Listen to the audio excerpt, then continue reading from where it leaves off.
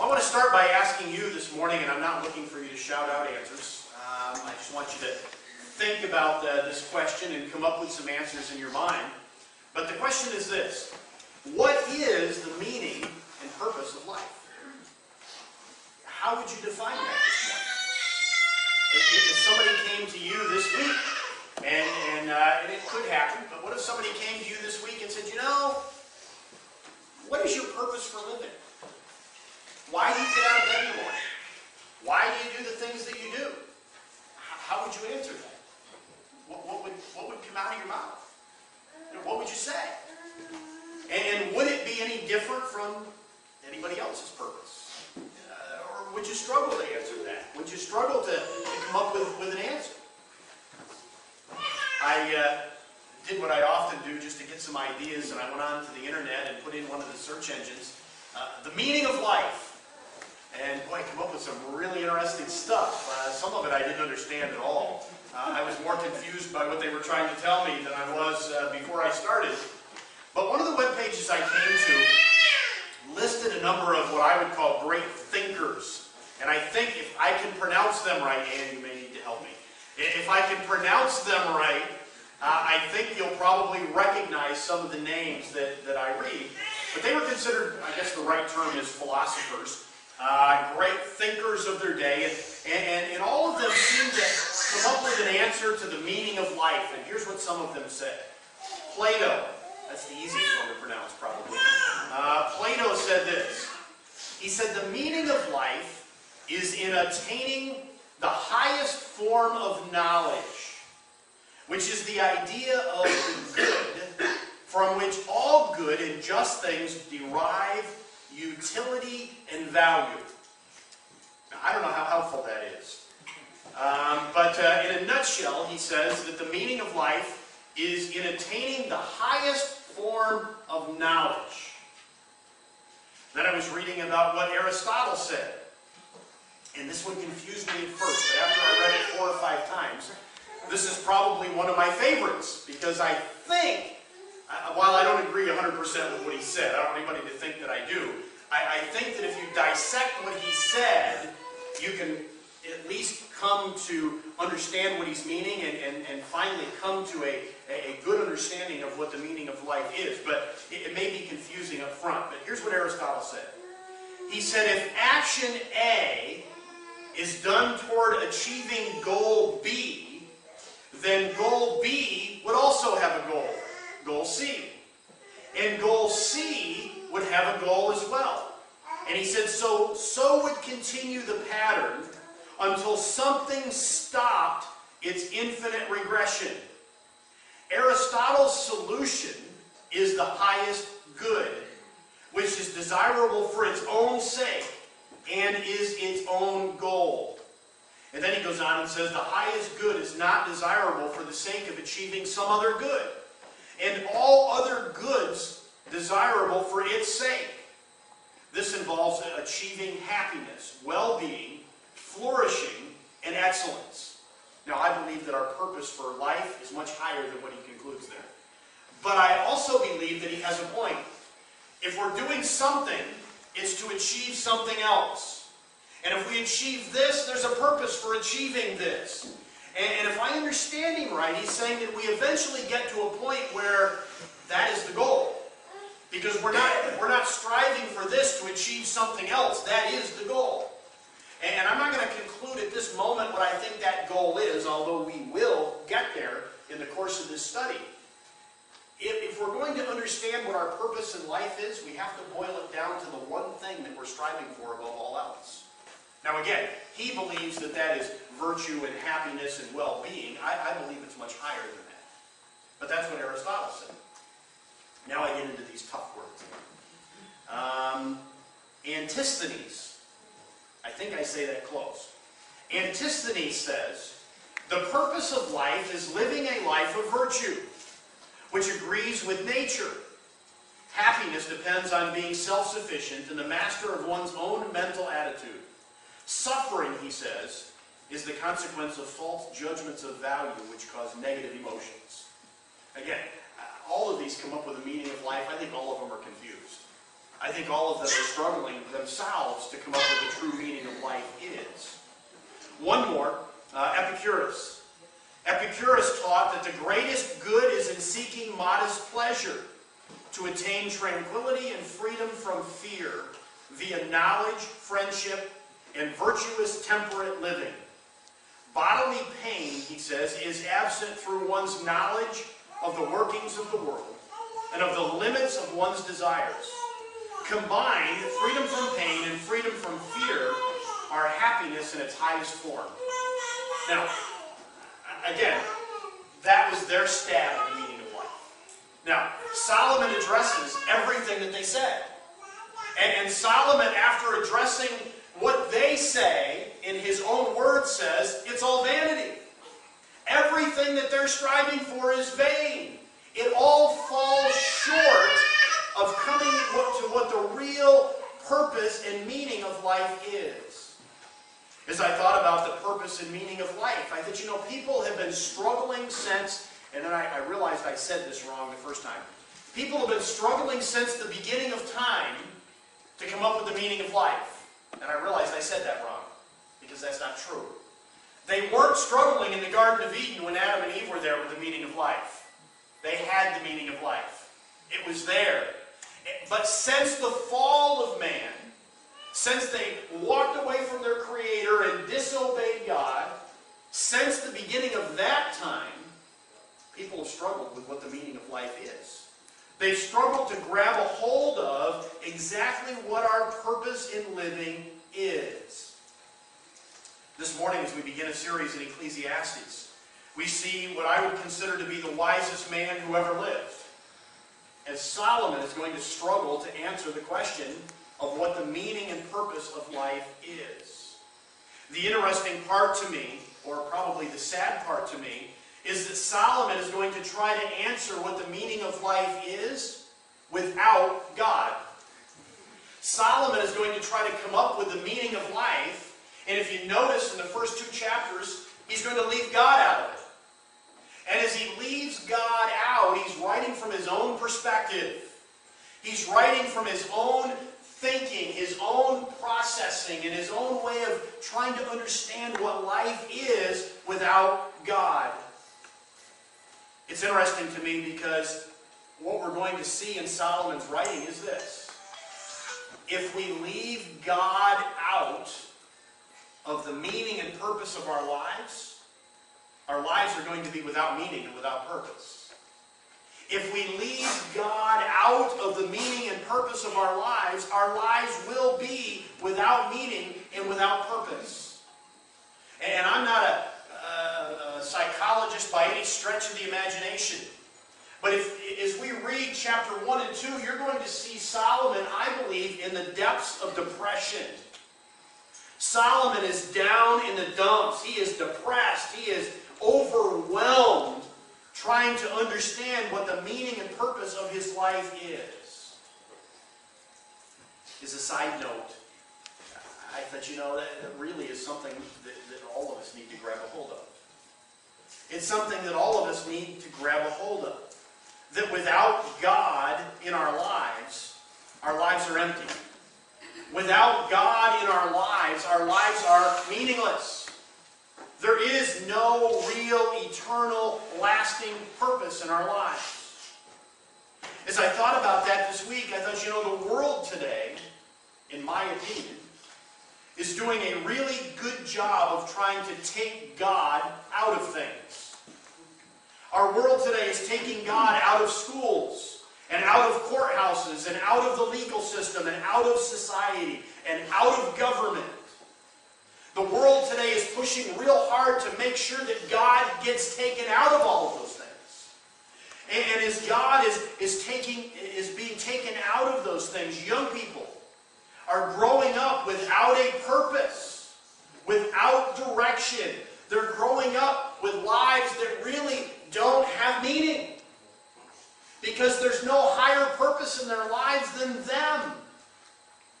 And many today are miserable because they do not know why they are here.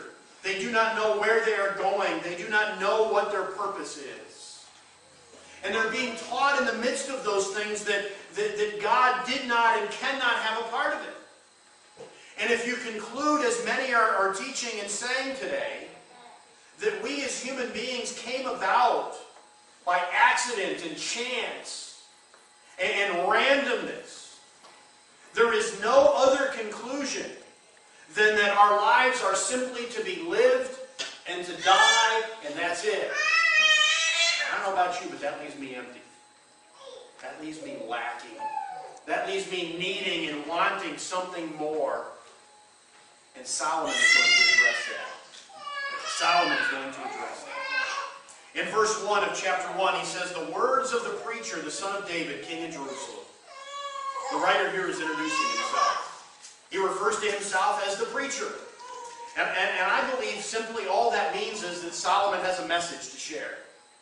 And perhaps Solomon is gathering those in his kingdom together and saying, listen, here I am, a preacher. I have a message that I want to share with you. He also refers to himself here as the son of David. And I believe here that literally he is saying, I am the son of David. Now, you know that the kings that ruled after were considered sons of David in the sense that they were in the lineage of David. But I believe he's saying here literally, I am a son, the son of David. And so he grew up in David's household. He was the son of David. And then he says the king of Jerusalem. He was the king. He was the man in charge. Now there are some, and maybe some here, maybe some of you have notes in your Bibles, I don't know. But there are some that will say, well, Solomon didn't write this book. Somebody else did. But I think it's important for us to understand that Solomon did write this book. He was the son of David. He was the king in Jerusalem. And as we read in chapter 1, he talks about his great wisdom. Well, nobody else as a king of Jerusalem and a son of David had the wisdom that Solomon did. And so I think it's without question that Solomon wrote this book. To me, that's significant. Because if somebody was going to write a book and say, vanity of vanities, all is vanity, what does a man gain by his toil that he toils? Solomon would be the last guy, I would think, that would write that. Solomon, in my opinion, would be the last guy that wrote that. If you read Solomon's life, Solomon seemed to have it all. Solomon accomplished great things. Next week we're going to read chapter 2, but jump ahead of me at some point and read chapter 2. Because Solomon had great things. He accomplished great things. The whole world came to Solomon just to say, is what I heard about him true? Is he really as great and wise a man as we heard? And all of them went away saying, he's greater. He's wiser. We can't believe who this man is. Solomon seemed to have the world by the tail. He had it all. And yet, Solomon is writing this book, and notice what he says, and I already read it again. Notice in verses 2 and 3. Vanity of vanities. Vanity of vanities. All is vanity. What does a man gain by all the toil at which he toils under the sun? One of the greatest men, if not the greatest man that ever lived, accomplished amazing things. The world worshipped him in a sense and looked up to him. He says it's all vain. It's all empty. Where is the value in what I did? It's almost like what Job said in Job chapter 1 and verse 21. When Job, I believe it was to his wife, when he was speaking, said, naked I came from my mother's womb, and naked I shall return. He's saying there, I've accomplished, I've done great things. But when my life ends, I'm the exact same as I was when I was born. It's vain, it's empty. There is of no value. As I said already, Solomon had done amazing things. He built the long-anticipated temple of God. David longed in his heart to build that temple. And God said to David, you'll not build it, but your son will. And Solomon stepped in, and God used him to build that temple. And it was an amazing thing, an amazing work that he had done. Solomon ruled over his kingdom and ultimately much of the world. His influence was far and wide. He accomplished more with his life than most ever would even dream of. And yet he says, where is the value in what I did? It was all vain. It was all empty. I was thinking about that last week, and this is why I do the Bible study the week before, because some of you give me things to think about that I hadn't thought about, and putting the thoughts together myself. And there were two examples that some of you shared with me last week that I thought were great. And because I think Solomon here is near the end of his life. And I think Solomon is to the point in his life when he feels that he should be looking back and saying, wow, look what I did. And he's not. And the two examples that came up last week were these. First of all was graduation. And I've graduated at least 3 times in my life. I graduated from high school. Wait. I graduated from kindergarten. I graduated from 6th grade. I graduated from 12th grade. I graduated from Bible college. And I graduated from seminary. And you know what? I don't know about kindergarten and 6th grade. But the other ones, I remember having the same feeling. I graduated. You walk down the aisle, and it's a huge thing. I got my diploma or my degree, and I thought, man, I've accomplished something. And then I walked out afterwards, and I thought, is that it?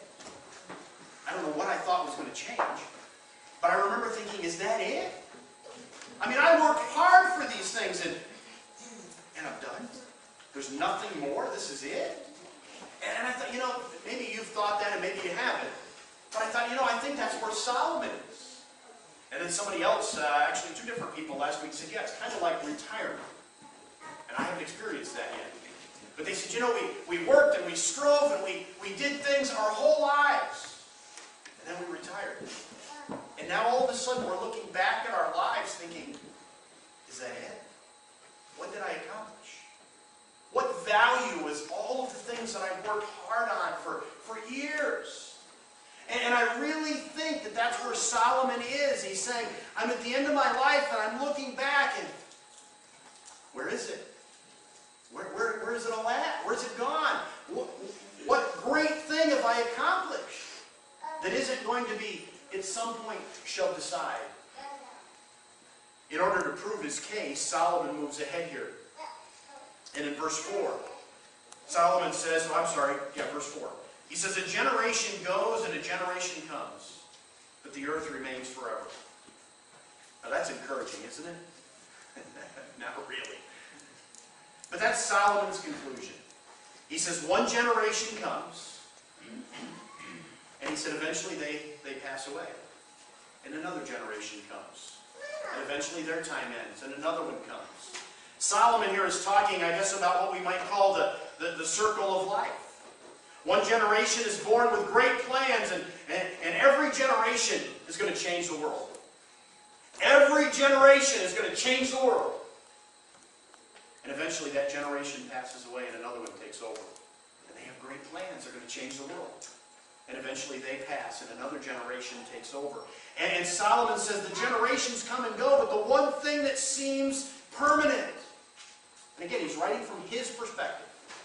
The one thing that seems permanent to Solomon is the earth. He said the earth remains the same. The laws of nature don't change. The earth is still there. It's still hung in space. It's still turning. It's still going on. And when this generation comes and this generation passes away and another one comes, the earth is still going to be there. And it's still going to be rotating, and gravity is still going to exist, and all of those things are going to be unchanged. I was thinking about this in a very real way the last year or so.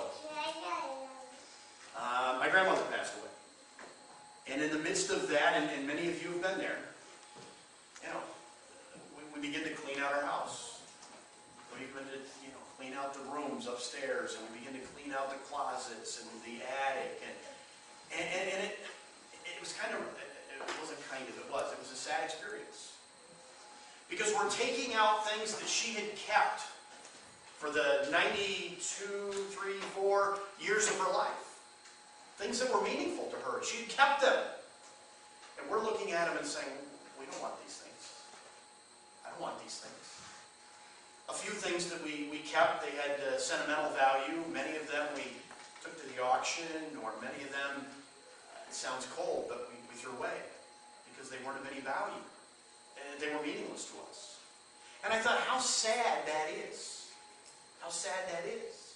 And I began to think, perhaps like Solomon, that someday somebody's going to do that with my stuff. Things that I've hung on to and said, man, I got to keep this. Someday somebody's going to look through that and go, why did you keep that?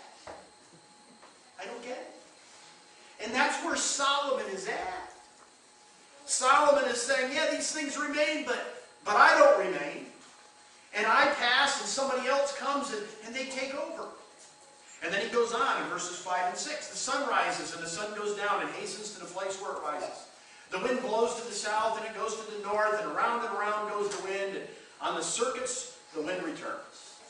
Solomon's just continuing with his line of thinking. He says, you know, the sun comes up in the east and the sun sets in the west. And you can set your clock by it. You can, the hunting season is starting soon, and you can get out your hunting book. And in the hunting book is a chart. And it tells you when the sun rises and when the sun sets. And it tells you the rest of the season, and you can find it out for next season and the following season. And years in advance, it's already charted. When the sun's going to come up in the east, when it's going to set in the west. And Solomon, and I realize this is a downer, but Solomon's conclusion is this. Long after I'm gone, the sun is going to come up in the east, and it's going to set in the west. And all of the great works that I have accomplished in my life are going to be gone. And the sun's going to come up in the east, and it's going to set in the west. And so he's saying, what is the meaning of life? He says about the wind. The wind blows in its course. Day in and day out. And maybe up on Reagan Hill a little more than anywhere else. But the wind blows in its course. It comes from the east. It comes from the west or the south or the north. And whether I'm here or not, the wind is going to continue to blow. It's not going to change. Again, I thought, boy, what an encouraging thought. Nobody will walk out this morning and say, man, that was an encouraging message. I'm sure you won't. I'm sure I won't. But as I thought about those things, I thought, I've struggled with those very thoughts for years. I've thought through the same things. And I thought, I live and I serve and I try to do all of these things, and someday my life's going to end, humanly speaking. And who's going to remember who I am? Who's going to remember after a number of years what I did? Someone once said, and I don't have this written in front of me, so I'll probably get it wrong. Somebody said years ago, I would rather have people ask, why isn't there a statue remembering him, than saying, who's that? And why is there a statue? And I thought, man, how true that is in life. How many times have we looked at a statue or a memorial of somebody that was a great person in their generation to say, who's that? I don't know that name. I don't know what they did. And again, that's where Solomon is at in his thinking. He goes on in verses 7 and 8. He says, all the streams run into the sea, but the sea is not full. To the place where the streams flow, there they flow again. All things are full of weariness, and man cannot utter it. The eye is not satisfied with seeing. The ear is not filled with hearing. Solomon goes on here, and he talks about the rivers flowing into the sea. He says, the rivers, they just keep flowing into the sea. And the sea is never full. That cycle continues. And as I read that this week, and I thought, I wonder exactly what he's saying, there are a couple of thoughts entered my mind. First of all, I believe that he's continuing his line of thinking about the monotony of things. The rivers keep flowing, the sea gets water in it, it evaporates out, it goes back, it rains, and it flows into the streams again, back into the river. I believe he's continuing the thought about the monotony of things. But then, as I thought about it, I thought, I also think he's saying something else here. He's saying, we work and we toil and we labor in life, we're never satisfied. We're never satisfied. The sea is never to the point where it says to the streams flowing into it, okay, hold it, had enough, stop. Never happens. It just keeps flowing into the sea. And the sea keeps taking in the water. And it is never to a point where it says, that's enough. He goes on and he says kind of the same thing in the verses that we read about our eyes. Have your eyes ever said to you, okay, wait, you've seen enough today. Got to stop. Can't take it anymore. They don't, do they? How about our ears? You know, I mean, sometimes we may get tired of listening to certain things, but that's not because our ears are full. It's because our brain doesn't want to put up with it anymore. But we keep taking things in with our eyes and our ears, and we're never satisfied with those things. We just keep taking them in, and we keep hearing them, and we keep seeing them. And I thought, you know, if we take God out of the purpose of our lives, we never have enough. We never have enough. And I thought, you know, we can work and we can do kind deeds for others, and we can learn in our knowledge, and we can gain knowledge, and we can gain wisdom, and we can earn money, and we can build and do great things. How much is enough? How much is enough? Enough is always a little more than we have. Always. I often think that, and again, I'm getting off the track of what I put in my notes, but I often think that when you see actors, you know, that have been successful actors their whole lives, made millions and millions and millions of dollars. They'll get into their 80s or their 90s, and some of them are still acting, and they won't settle for less than millions of dollars in contracts for whatever they're going to act in. I'm thinking, when is it enough? Without God, it's never enough. And I believe in one sense, Solomon is saying, I was never satisfied. Look at in chapter 2, and again, we'll read it next week, but he's going to say, look at what I built. Look at what I had. And he concludes, anything I ever wanted, I got it. He didn't lack anything. And in chapter 1, he's saying it was never enough. I was never satisfied without God in the picture. He goes on, and our time is flying, but in verses 12 to 18, after he concludes that all is vanity, after he concludes that he's never satisfied, he's never had enough, beginning in verse 12, he talks about pursuing wisdom and knowledge. It was interesting to me how many of the philosophers or great thinkers that I quoted earlier said that the meaning of life is knowledge. And if you can just get enough knowledge and enough learning, that's where it's at. Again, I would ask, when is enough? When have I learned enough? When do I reach that point that my knowledge is it? We never reach that point. We never reach that point. And Solomon is concluding in verses 12 to 18. He says, I have pursued knowledge and I have pursued wisdom more than anybody else ever has. He says, I have pursued it, I have achieved it. And then he says, you know, there was nothing that I did not see and know and understand. Now, part of that was God's gift to him, because Solomon wanted wisdom, and God gave him wisdom. And in that gift and in that ability, Solomon concludes in those verses, there's nothing I didn't know. There's nothing I didn't understand. I had all wisdom. I had all knowledge. And then note what he concludes in verses 16 and 17. And I applied my heart to know wisdom, to know madness and folly. And I perceived that this also is but a striving after the wind. For in much wisdom is much vexation, and he who increases knowledge increases sorrow. Solomon says there's nothing I didn't know. And it didn't increase my happiness. It didn't increase the fulfillment of my life. He said what it led to was vexation and sorrow and pain. So he says the purpose of life is not in knowledge either. He says vanity of vanities, it's all like chasing the wind. You ever gone out and tried to catch a handful of wind? In my ignorance, I have. It's been a few years. But you go out and try to catch wind. How successful are you? I don't know. If I reach out and grab some, did I catch some or not? No, must be it's noon. Did I catch some or not? Who knows? You can't tell, can you? And if I open my hand, if I had it, it's gone. So what good do I do trying to catch it? Solomon says, that's my life. He said, I had knowledge and learning, and it was just like catching the wind. And I realized this morning,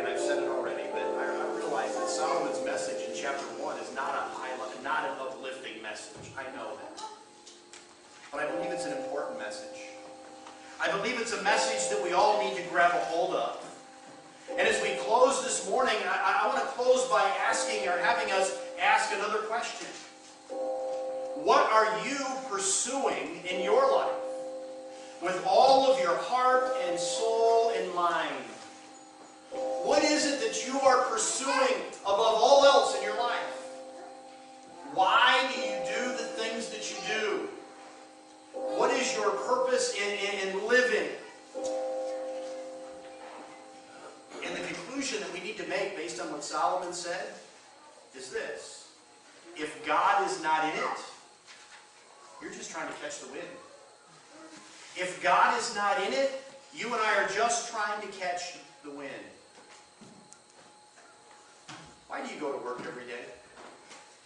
What's your purpose in getting out of bed in the morning and going to work? Why do you do that? Why do you try to learn and grow in your knowledge and understanding of what's going on around you? Why do you seek to spend time with your family and your friends? What's your purpose in doing that? Why do you do those things? Why do I... whatever. Why do you do anything? Why do I do anything? What is my purpose in living? All of the things that we do are important. Going to work every day is an important part of our lives. Spending time with our family and our friends is an important part of our lives.